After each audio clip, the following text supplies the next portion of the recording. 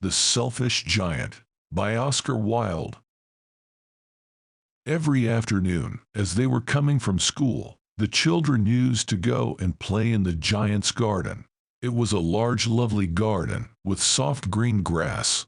Here and there over the grass stood beautiful flowers like stars, and there were 12 peach trees that in the springtime broke out into delicate blossoms of pink and pearl, and in the autumn bore rich fruit.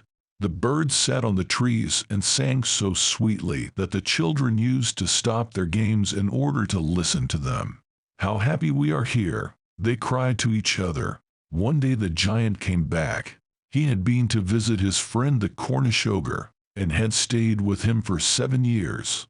After the 7 years were over, he had said all that he had to say, for his conversation was limited, and he determined to return to his own castle. When he arrived, he saw the children playing in the garden. "What are you doing here?" he cried in a very gruff voice, and the children ran away. "My own garden is my own garden," said the giant. "Anyone can understand that, and I will allow nobody to play in it but myself." So he built a high wall all round it, and put up a notice board: "Trespassers will be prosecuted." He was a very selfish giant. The poor children had now nowhere to play. They tried to play on the road, but the road was very dusty and full of hard stones, and they did not like it. They used to wander round the high wall when their lessons were over, and talk about the beautiful garden inside. "How happy we were there," they said to each other. Then the spring came, and all over the country there were little blossoms and little birds. Only in the garden of the selfish giant it was still winter. The birds did not care to sing in it as there were no children, and the trees forgot to blossom. Once a beautiful flower put its head out from the grass, but when it saw the notice board it was so sorry for the children that it slipped back into the ground again, and went off to sleep. The only people who were pleased were the snow and the frost. "Spring has forgotten this garden," they cried, "so we will live here all the year round." The snow covered up the grass with her great white cloak, and the frost painted all the trees silver. Then they invited the north wind to stay with them, and he came. He was wrapped in furs, and he roared all day about the garden, and blew the chimney pots down. "This is a delightful spot," he said. "We must ask the hail on a visit." So the hail came. Every day for 3 hours he rattled on the roof of the castle till he broke most of the slates, and then he ran round and round the garden as fast as he could go. He was dressed in gray, and his breath was like ice. "I cannot understand why the spring is so late in coming," said the selfish giant, as he sat at the window and looked out at his cold white garden. "I hope there will be a change in the weather." But the spring never came, nor the summer. The autumn gave golden fruit to every garden, but to the giant's garden she gave none. "He is too selfish," she said.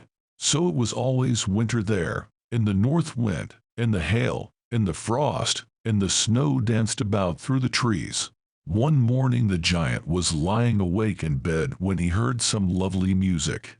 It sounded so sweet to his ears that he thought it must be the king's musicians passing by. It was really only a little linnet singing outside his window, but it was so long since he had heard a bird sing in his garden that it seemed to him to be the most beautiful music in the world. Then the hail stopped dancing over his head, and the north wind ceased roaring, and a delicious perfume came to him through the open casement. "I believe the spring has come at last," said the giant, and he jumped out of bed and looked out. What did he see? He saw a most wonderful sight. Through a little hole in the wall the children had crept in, and they were sitting in the branches of the trees. In every tree that he could see there was a little child, and the trees were so glad to have the children back again that they had covered themselves with blossoms, and were waving their arms gently above the children's heads.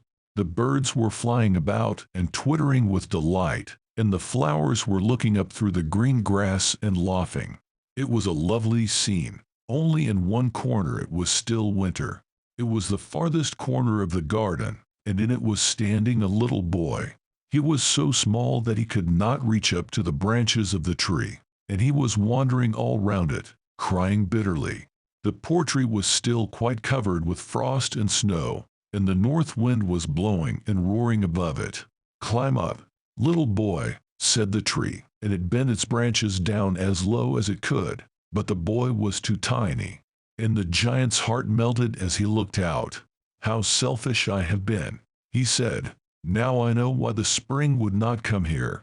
I will put that poor little boy on the top of the tree, and then I will knock down the wall, and my garden shall be the children's playground forever and ever."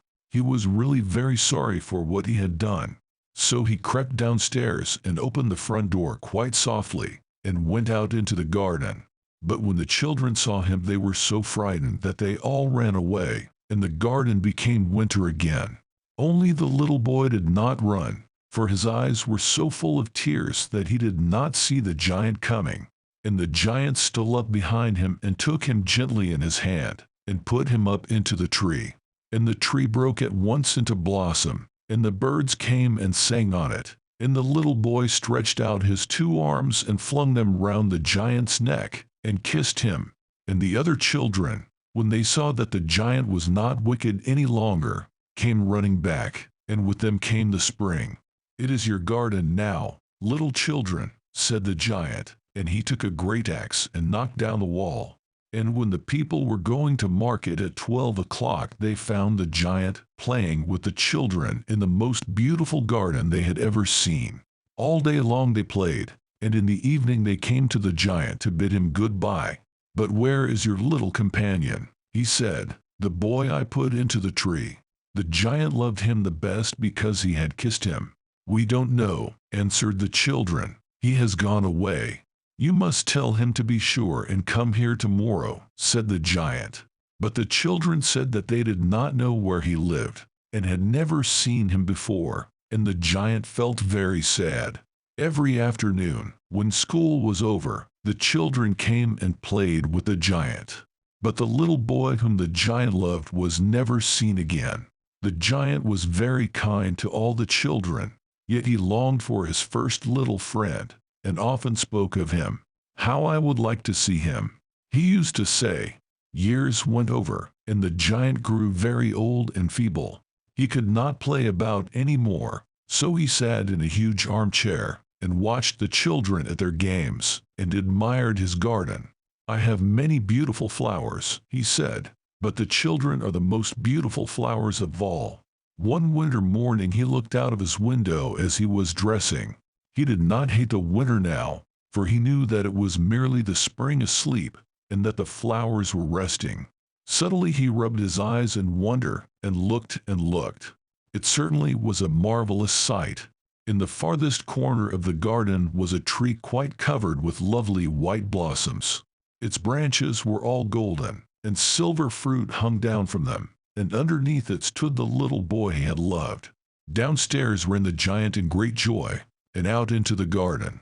He hastened across the grass, and came near to the child. And when he came quite close his face grew red with anger, and he said, "Who hath dared to wound thee?" For on the palms of the child's hands were the prints of 2 nails, and the prints of 2 nails were on the little feet. "Who hath dared to wound thee?" cried the giant. "Tell me, that I may take my big sword and slay him." "Nay," answered the child, "but these are the wounds of love." "Who art thou?" said the giant, and a strange awe fell on him, and he knelt before the little child. And the child smiled on the giant, and said to him, "You let me play once in your garden. Today you shall come with me to my garden, which is paradise." And when the children ran in that afternoon, they found the giant lying dead under the tree, all covered with white blossoms.